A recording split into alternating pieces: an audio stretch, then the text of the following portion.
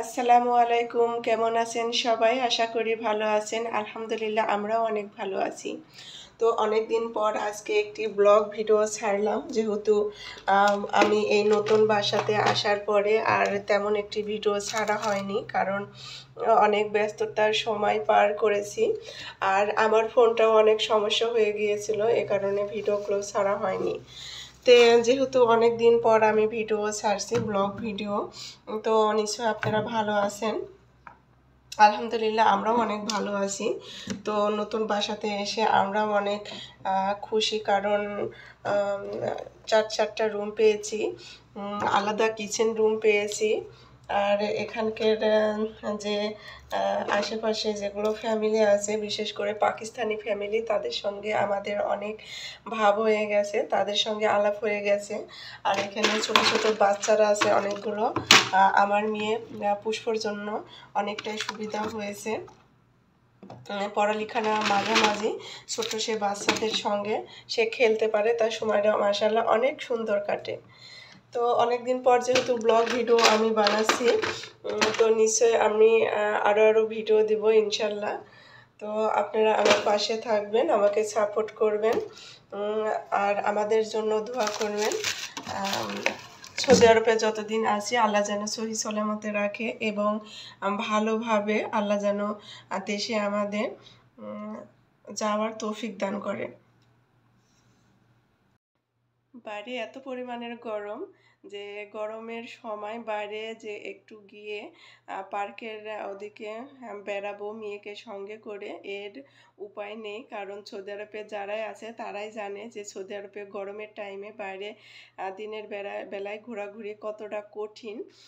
আর যেহেতু আমরা সৌদি আরবে এই প্রথমবার এসেছি, আর বাইরে রৌদ্রের মধ্যে ঘোরাঘুরি কেমন একটি কষ্টদায়ক ব্যাপার, এটি আমরা একদিন গিয়ে বুঝেছি। এ কারণে বাইরে আমাদের খুব একটি বেড়ানো হয় না দিনে। রাত্রের বেলায় এখানে যে পাকিস্তানি ফ্যামিলিটি আছে, তার একটি ছোট্ট মেয়ে আছে, তাকে নিয়ে ঘুরতে বেড়ানো হয়। ইনশাল্লাহ তাদেরকেও আমি দেখাবো আপনাদের। পাকিস্তানি যে ফ্যামিলিটি আছে এরা খুবই মিশুক, খুবই আন্তরিকতা তাদের মধ্যে। অল্প কয়েকদিনের মধ্যে এত সুন্দর আমাদের সঙ্গে ভাব হয়ে গেছে। বিশেষ করে আমার মেয়েকে এত সুন্দরভাবে তারা আপন করে নিয়েছে। এখানে আমাদের থাকতে খুব একটি কঠিন হচ্ছে না, কারণ আমার মেয়ের সময়টা মাশাআল্লাহ পড়াশোনার পাশাপাশি ওই মেয়েটাকে নিয়ে সুন্দরই কাটে। বাইরে আপনাদের দেখাচ্ছি কি পরিমাণের রোদ, প্রচুর পরিমাণের রোদ। রোদ দেখা যাচ্ছে, তার চাইতে বাইরে ঘোরাঘুরিটা বেশি কষ্টদায়ক জিনিস। রোদের তাপমাত্রা যে এত পরিমাণের বেশি যে 5 মিনিটের জন্য বাইরে ঘুরলে বিপদ। তো যাই হোক, আপনাদের সঙ্গে কথা বলতে বলতে আমার ভাত রান্নাটা কমপ্লিট হয়ে গেল।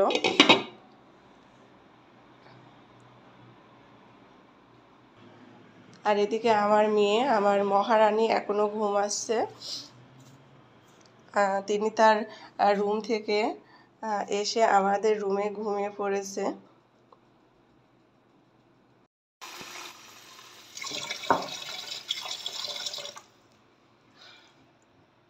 দেশে হোক আর বিদেশে হোক, মেয়েদের সংসার একটি এমন জিনিস, যেখানে সংসার পাতুক না কেন, ছোট্ট একটি ঘরের মধ্যেও যেন সংসারটা সুন্দরভাবে গুছিয়ে নেয় মেয়েদের জীবনের একটি বৈশিষ্ট্য।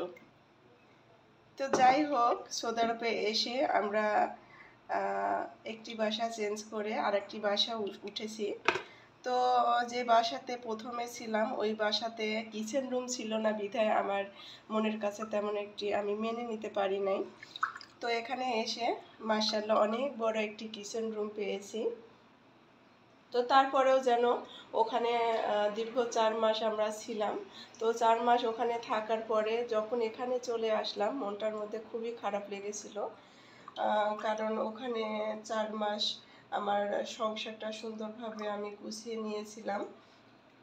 4 মাস পরে যখন আমরা ওই রুমটি চেঞ্জ করে এখানে চলে আসলাম, তো মনের মধ্যে একটু কষ্ট কাজ করতেছিল। তো এখানে আসার পর কিছুদিন পরে সেটি ঠিক হয়ে গেছে। তো এখানেও এসেছি, সংসারটা সুন্দরভাবে গুছিয়ে নিয়েছি। ইনশাল্লাহ আমরা এখানে থাকতে থাকতেই বাংলাদেশে আবার ফিরে যাব। তো বাংলাদেশে যাওয়ার সময়ও হয়তো বা এই সংসারটাকে অনেক অনেক মিস করব, কারণ মেয়েদের জীবনে একটি সবচাইতে বড় চাওয়া তার একটি সুন্দর সংসার। সেই সংসারের মানুষটিও হবে অনেক ভালো, মন মানসিকতা তার ভালো থাকবে।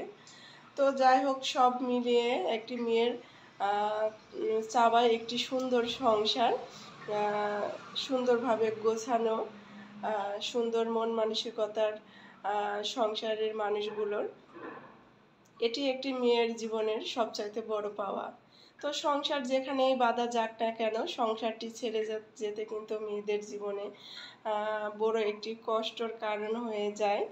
তো সংসারটি হোক না ছোট একটি মাটির ঘর কিংবা ছোট একটি খেরের ঘর, সেটা কোনো যায় আসে না। তবে একটি মেয়ে যখনই একটি সংসার বাঁধে, সেই সংসারটি ভেঙে আসতে, ছেড়ে আসতে সেই মেয়ের জীবনের কিন্তু মনের উপর দিয়ে অনেক বড় একটি ঝড় যায়। তো যাই হোক, আপনারা আমার কথা শুনে মনে করবেন যে বিদেশে গিয়ে সংসার আবার কিসের। তো মেয়েদের সংসার যেখানেই হোক না কেন, ছোট্ট একটি সংসার নিয়ে একটি মেয়ের জীবন। তারপরেও একটি কথাই রয়ে যায়, এই কথাটি হচ্ছে নিজের কাছের মানুষকে ছেড়ে, বাবা মাকে ছেড়ে, নিজের এলাকা মানুষদের ছেড়ে অনেকটা দূরে থাকা খুবই কষ্টদায়ক একটি জিনিস। যতই সুখে থাকা যাক না কেন, যতই ভালো থাকা যাক না কেন, তো এটা আমি এখন অনেকটাই ফিল করি, যেহেতু আমার হাজব্যান্ড অনেকটা বছর ধরে বাইরে, আমাদের ছেড়ে থাকতে তার কতটা কষ্ট হতো এটি আমি এখন খুব ভালো করেই টের পাচ্ছি। কারণ আমি আমার আব্বা মাকে ছেড়ে, ভাই বোনকে ছেড়ে অনেক দূরে। তো এখন আমি এই কষ্টটা অনেকটাই ফিল করতে পারি যে আমাদের ছেড়েও তাকে অনেকটা বছর বাইরে থাকা লাগে।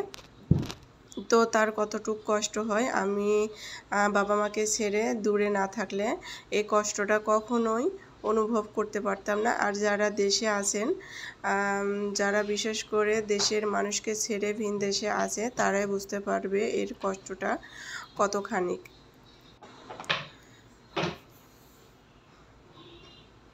তো তারপরেও যারা বিদেশ আছেন, তাদের কর্মক্ষেত্রে বিদেশ বাইরে থাকতে হয়, কোনো কিছু করার নেই। তো আমাদের বাসার সামনে একটি ছোট বাকালা আছে, এই বাকালাতেই পুষ্প তার পছন্দর মতো আইসক্রিম কিনে আনতে পারে। আর যতক্ষণ পরিমাণের ও বাইরে থাকে, বাকালাতে কেনাকাটা করে, আর ততক্ষণ পর্যন্ত আমি জানালা দিয়ে তাকিয়ে থাকি। তো এটা খুবই ভালো একটি সুন্দর একটি জিনিস হয়েছে, যা আমার মেয়ে বাইরে বের হওয়ার সময়ও আমি দেখি সে বাইরে যাচ্ছে, এবং দোকানে থেকে আসার আগ পর্যন্ত আমি জানালার কাছে দাঁড়িয়ে থাকি। বিশেষ করে আমার মেয়ের জন্য সুবিধা হয়েছে, যখন তার যেটি খেতে ইচ্ছা করে ওই বাকালা থেকে আনে। আর পাশে একটি হোটেল আছে, সেখানে বিভিন্ন রকম বাংলাদেশি খাবার পাওয়া যায়। তো অনেক দিন পরে আমি ব্লগ ভিডিওটি ছাড়লাম, আপনাদের কেমন লাগে অবশ্যই আমাকে জানাবেন। আর যারা এ পর্যন্ত আমার চ্যানেলটি সাবস্ক্রাইব করেছেন তাদের অসংখ্য ধন্যবাদ। আর যারা এখনও আমার চ্যানেলটি সাবস্ক্রাইব করেননি, অবশ্যই আমার চ্যানেলটি সাবস্ক্রাইব করবেন এবং আমার পাশে থাকবেন। তো যাই হোক, এর মধ্যে আমার মেয়ে দোকান থেকে চলে এসেছে তার পছন্দ মতো আইসক্রিম কিনে নিয়ে। তো আপনারা সবাই ভালো থাকবেন, সুস্থ থাকবেন, আমাদের জন্য দোয়া করবেন। আজ পর্যন্ত, আল্লাহ হাফেজ।